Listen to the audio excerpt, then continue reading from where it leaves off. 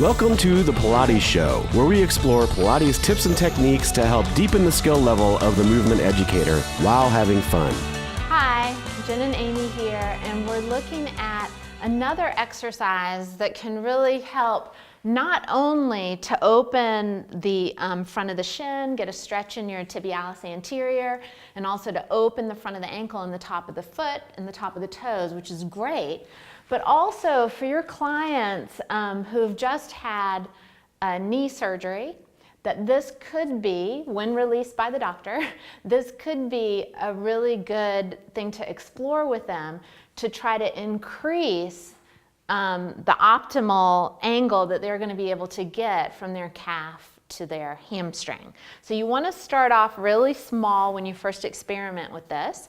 So Amy's going to loop the TheraBand underneath one leg, and then she's going to bring her toes, and we won't quite put it under the bench yet. Yeah, so scoot it in front, and she could wrap the TheraBand, whatever makes her feel that she can really pull up and still relax-ish her shoulders. So the leg is pressing down, she's putting her toenails or even better, the front knuckles of her foot down into the mat. So she really wants that counter pressure of the TheraBand and the leg throughout. She feels connected into her mid-back. This should feel like some work for the upper body and a real active press down with the toes and the top of the foot. So she feels an activation through her hip. And then she can relax her arms, stretch her leg out, wiggle her toes a little bit. So you want to do it very small. You don't want the foot to go underneath the bench right away.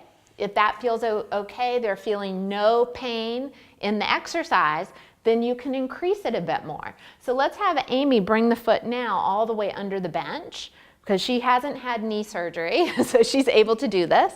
So she's going to pull up on the TheraBand, right? So we have that counter pressure TheraBand to leg connected into her mid-back. So quite a bit of work and organization going on in the upper body. And then I don't want her to be lazy in her foot or her front of her ankle. So I want her to really press down into the floor as she works through her upper body, and she feels that connection and that work through the hip. Therefore, creating a whole body experience, therefore creating more gapping through the bones of her pelvis, her femur, her knee, her tibia, all the way into the ankle and the foot.